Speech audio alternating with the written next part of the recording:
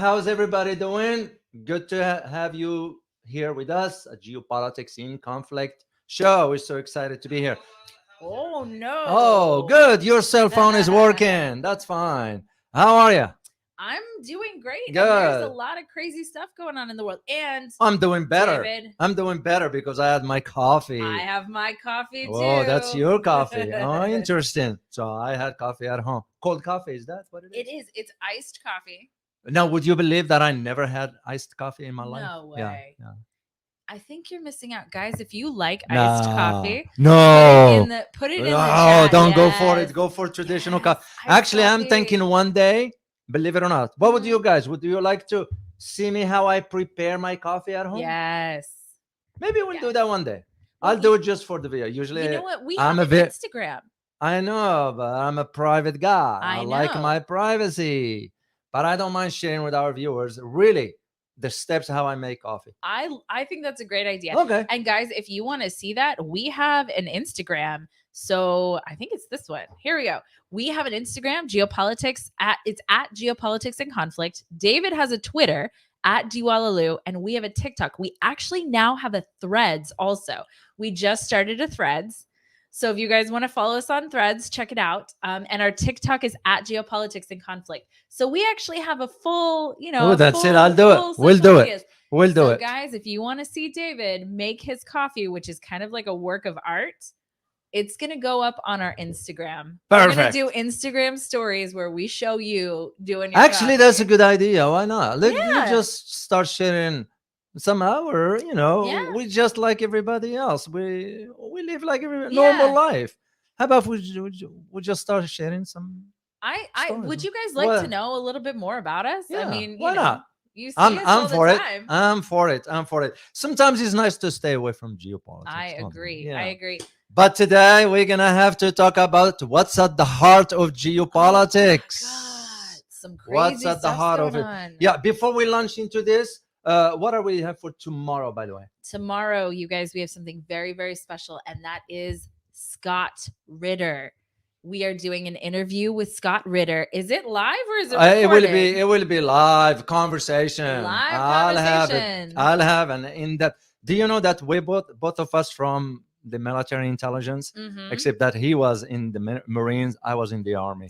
My fiance was a Marine, There we go. so we So- we have a full. Well, maybe we have a military all get together You know here. what? That would be great. Uh, the thing is, if you've been in the military, you Yeah. have a different perspective That's true. on war and conflict than Yeah. everybody else. Yeah. And I think it's really critical to hear the perspective of people who have actually been in conflict. That is true, let alone Scott Ritter. Right. It's someone I trust. And I usually don't Yeah. say this lightly. Scott But Ritter's someone very I trust. impressive. I Absolutely. trust the guy. He knows what he's talking about. So we're excited to Yes, have so him. noon Central Time tomorrow, guys. That Scott is Ritter. correct. Yeah. And also we're gonna be lining up something with Aina Tengen. Mhm. I'm gonna reach out to him and we go from there. So let's talk about our topic because there are more than one Yes. involved in one Yes. topic. Okay, so we're gonna talk. So our shows now, we want to bring you more than one. Yeah. We want to bring you more than one topic because so much is going on that we feel that we had to expand what we're talking about and what we're bringing you guys. Indeed. So the first one that we're talking about today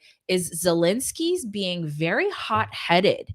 And it's interesting to watch because there's a sense of lack of gratitude and a sense of being completely okay with pushing the entire world Yeah, into World War yeah. III, Who- not even thinking about it. What did he think? That shows you how the comedian President Zelensky lacking depth in understanding what global affairs or geopolitics or Yeah. international relations, whatever term you want to use, is all about. Right, You will think he will be learning from history. right. What am I referring to here? I'm referring to his neighboring country of Georgia. Yes. It's exact pattern. And back then, you know what NATO said to Georgia? At that time, it Mhm. used to be Mikhail Saakashvili. Yeah. And Saakashvili, by the way, was educated in the US. We're the one who put him in power there. Mhm. So when the eruption started in Abkhazia, that's where it all started, NATO was telling Mikhail Saakashvili, oh, just go for it, fight the Russians, we will Right. support you. Right. What did Saakashvili do? because I did the research on it and I wrote it in the book. Yeah. So he went ahead and wanted to start attacking the Russian-speaking communities in Abkhazia Yeah. and South Ossetia. The first shot was fired from the Russians toward. He reached out to NATO. Saakashvili, Yeah. and said, he said, well, are you guys coming to defend me? NATO said, are you out of your mind? Yeah. Do you want us to fight a nuclear Russia? Right. You must be out of your mind. Right. It took Russia 3 days. Yep. Took over. And he had to get his tail between his legs, as we say, because the defeat for the Georgian was so fast in 3 days. Well, and of course it was. So actually, it's very interesting that you bring up that. So I was going to go into our other topics, but this is so fiery. Yeah, let's just do jump that, and into it. we'll jump into the others. So there's a couple of pieces to this, and one is what you just brought up. So I'm going to share my screen because this piece of okay, so this is a classified 2008 classified cable. I mean, it's unclassified now, or it's leaked now.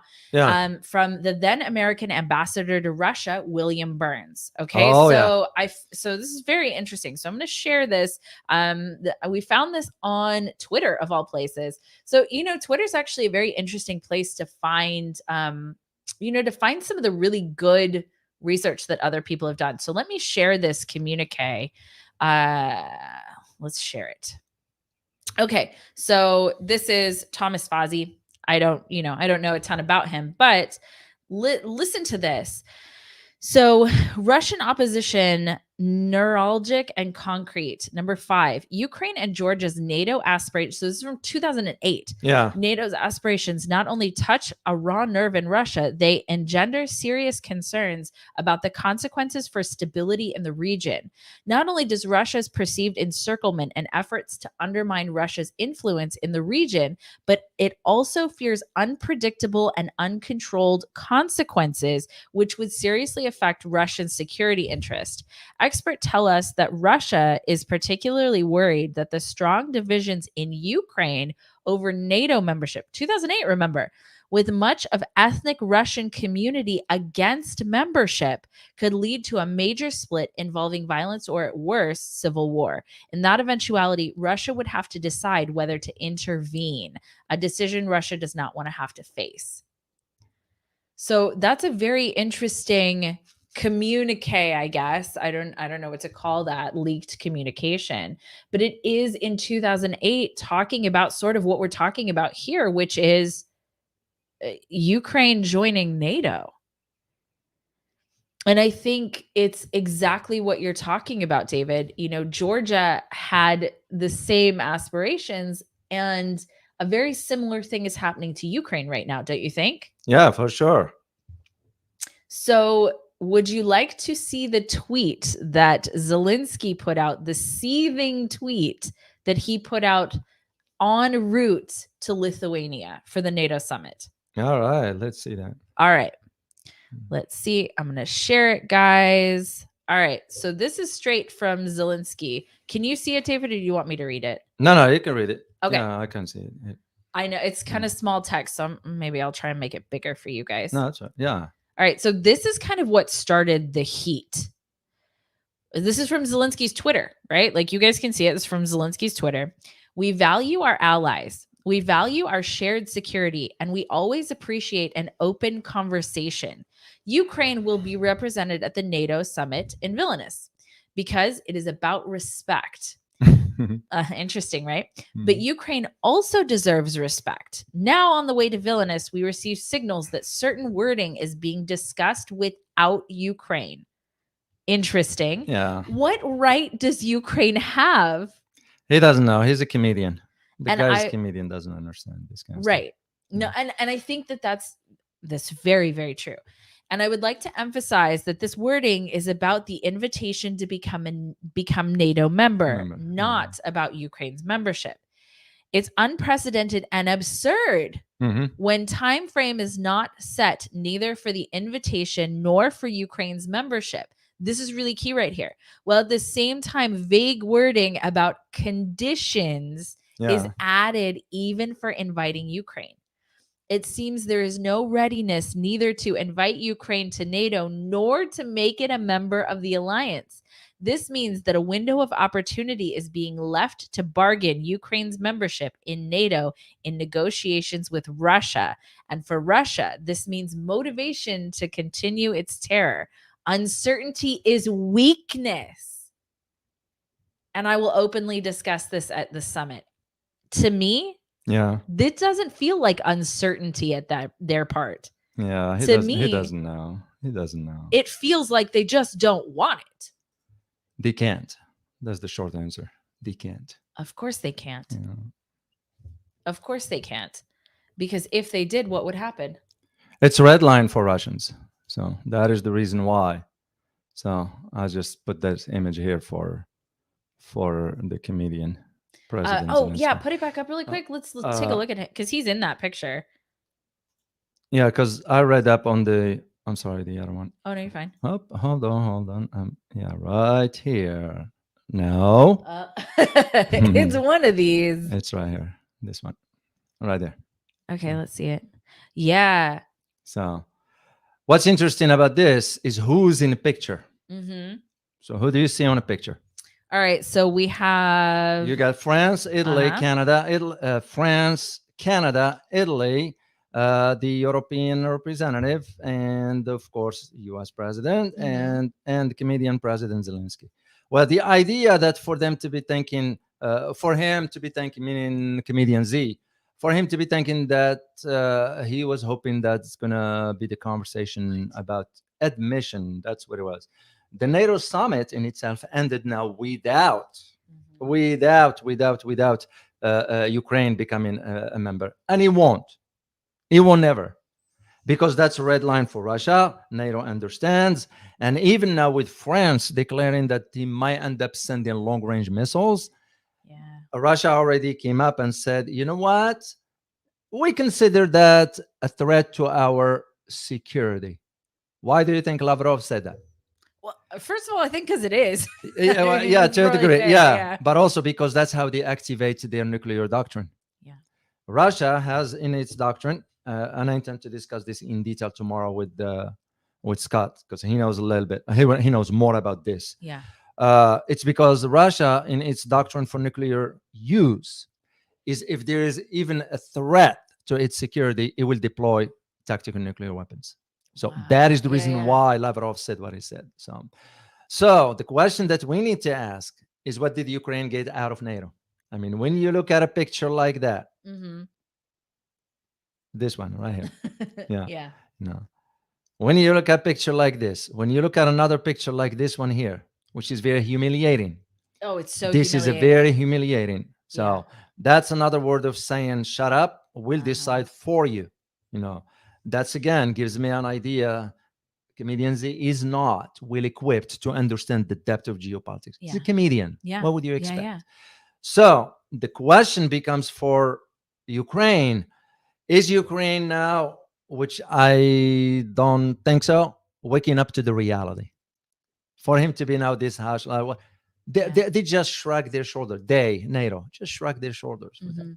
Because NATO has one objective and one objective only, to prolong the war. Yeah. Now, that leaves us with another key question. What will Russia do? Right. And that's honestly a very scary question. And speaking to exactly what you just said, David, one of the other topics, you know, this is kind of one topic really. And then we're going to do another topic in later. And that one's a really juicy one, guys. So later in this show, we're going to talk about China's warning to NATO to not expand into Asia.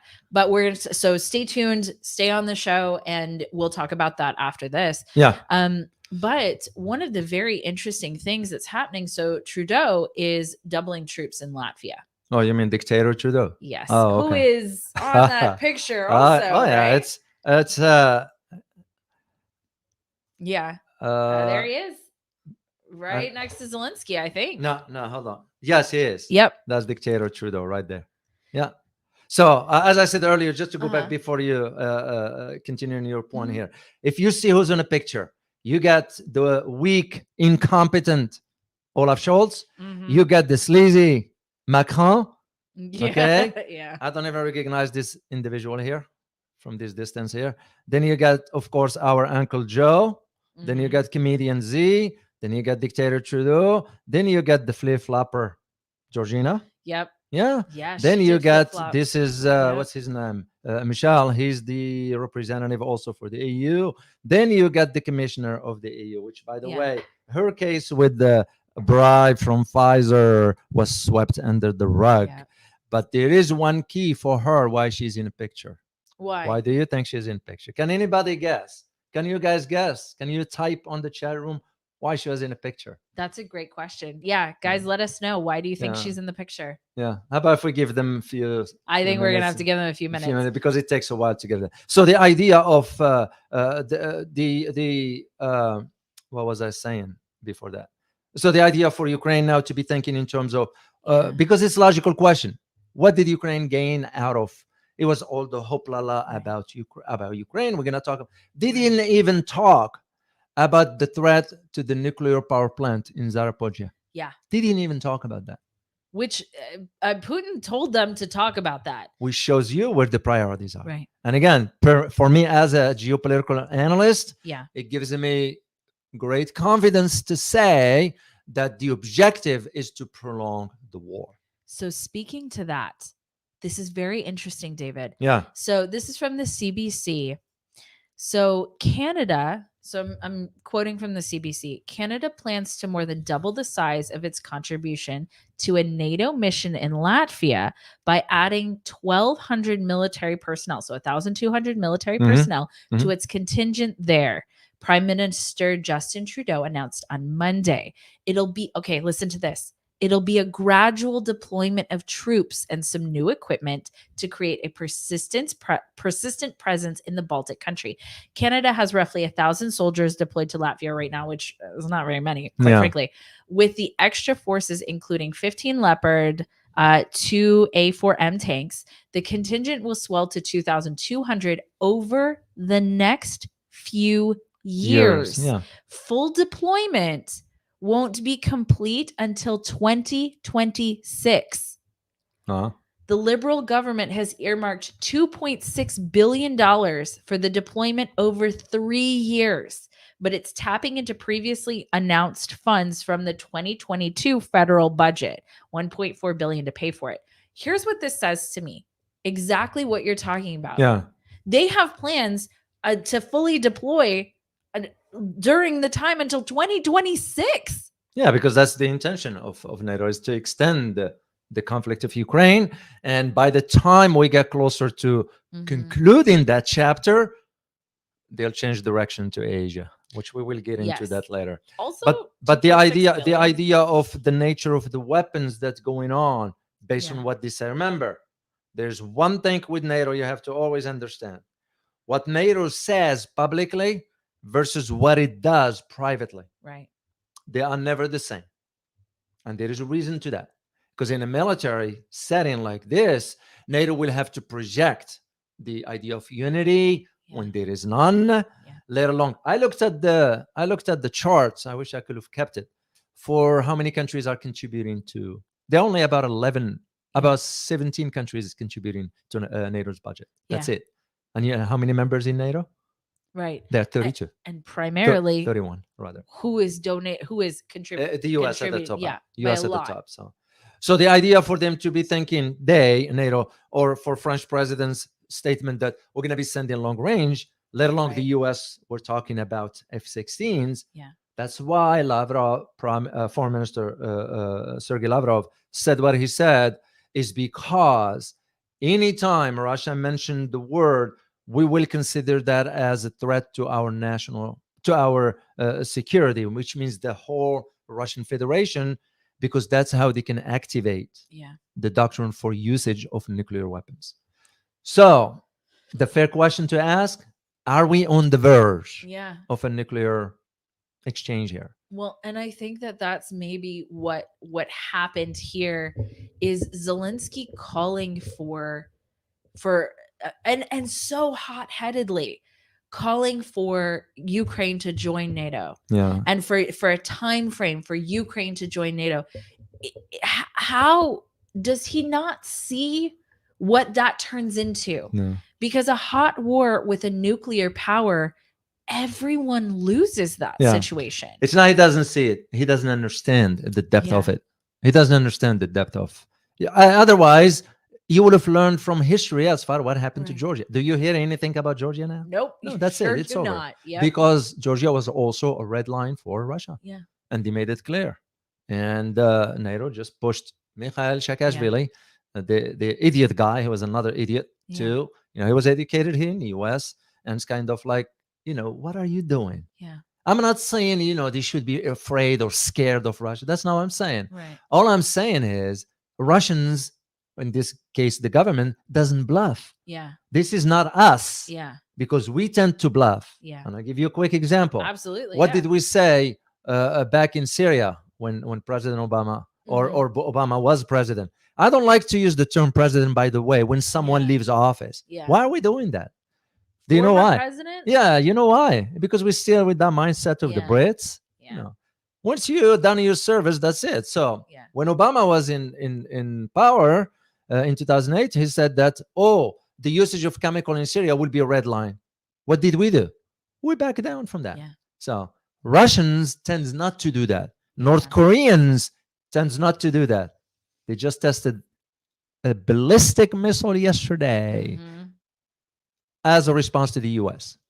So that's why we never dare to consider attacking North Korea, whatever, because we know what's going to happen. Right. So for Russians, they're not going to be bluffing.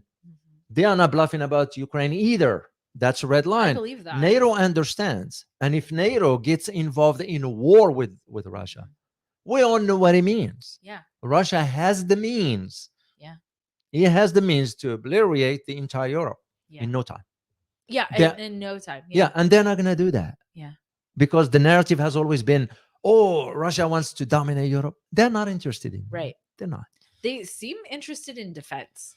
Honestly, like that's, and I'm not pro Russia. I'm not any of that stuff. I'm not pro anybody, really. It's not about being pro or con. It's about looking at the facts, not the narrative, not the constructed narrative, but the actual facts of the situation. Yeah. And well, it's because it's security. It matters. A decent head of state will be thinking about the welfare of his country. Yeah. I look at it just with a quick example, with even a NATO member, Hungary.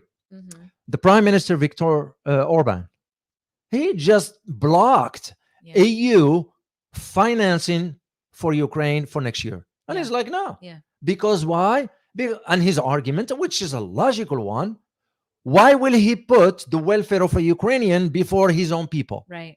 That's what a decent leader will do. Right. All he's saying is, no, I'm not going to agree to that. Yeah. And rightly so. Now, do we see any other leader in Europe taking stand? Not really. None. And yet he is a NATO member. But as a matter of fact, there was a reason why I brought this up, because I have a picture here, assuming I do, but maybe I don't. I think you do. Yeah, no, it's not here. It was a picture of all members, all NATO lands. And you can just see who's standing in front, second row, third row. And Orban was at third way. Yeah. Georgina was way at the end, on a far left. You don't really hear much about her anymore. No, that's it. Because her true color came up when she decided to withdraw from the BRI, the Belt and Road Initiative. Yeah. Which she was pressured to do that. I mean, they're going to find out. They're going to pay the price for that, because BRI is going to succeed. And that's the thing. The It's BRI gonna is going to succeed. It's going to succeed. Whether you're part of it or not. And I'm not even saying it's the right or wrong thing. It just is going to succeed. I do lean towards being the right thing. Yeah. And you know why? Because countries will benefit economically. Trade routes China, are very important. Yeah. China is not putting a gun on their heads and said, no, you need to be part of that. Right. And as a matter of fact, when Italy declared that it will withdraw, China said, sure, whatever. Yeah. But they'll find another route. but they're going to be losing economically. Right. Big time. Right. Big time. This is why China is in Africa. There is a reason for that. Yeah. Remember a couple of years ago, we're talking about when that company was asking about how can we get gas to Europe? And it was Yeah. before Ukraine issue, whatever. And what did I say back then? I said, if they can get a pipeline through the Red Sea in Egypt, Libya, all the way up Mhm. through the Mediterranean into Europe, it'll be feasible. Any company will do that, will benefit. Yeah. Well, Italy, why did they subscribe? Why did they join the BRI to begin with? Because of the projects on the Mediterranean. Yeah. Now they shot themselves in the foot. So this is what I'm saying for Europeans to think in terms Yeah. of, like, to go back to the case of Orban. That's the reason taking stand. Yeah. Even for this NATO craziness, this nothing but a hypes. Yeah. This is nothing but a hypes. They know they cannot and they will not cross the red line Yeah. for Russia. Ukraine is the red line. Yeah. And as a matter of fact, I do predict, and I don't want to say this now because I want to keep it for a conversation with Scott. Yeah. I do predict that Russia will take over certain more regions Yeah. for good. Well, and I honestly, after this, I think that NATO might let them. And I think let them, right? Yeah, I know what you mean. Yeah.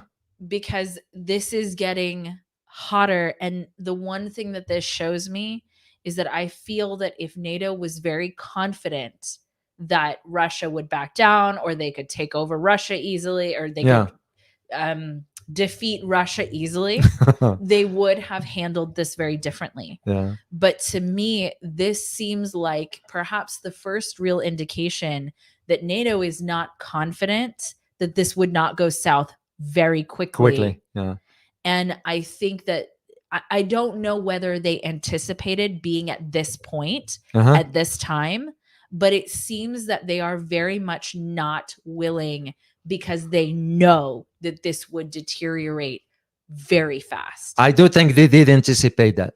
Okay. You know why? You know why I'm saying this? Yes, It's tell me. because when Russia provided the 12 talking points for security, NATO didn't even respond to that, didn't even acknowledge that. Yeah. That tells me right there, you have no intentions Right. of really resolving. This is no different than how we are conducting our foreign policy towards China. Yeah. Because we are doing two things. Yeah.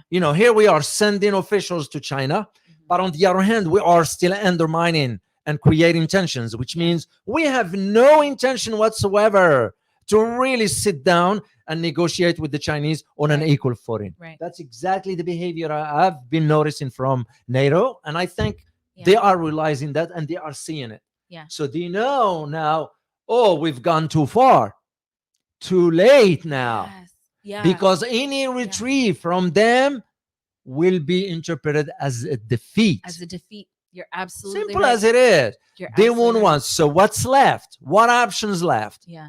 Drag on the conflict. Yeah. You're absolutely right. I mean, I've seen the same scenario took place in Afghanistan and Iraq.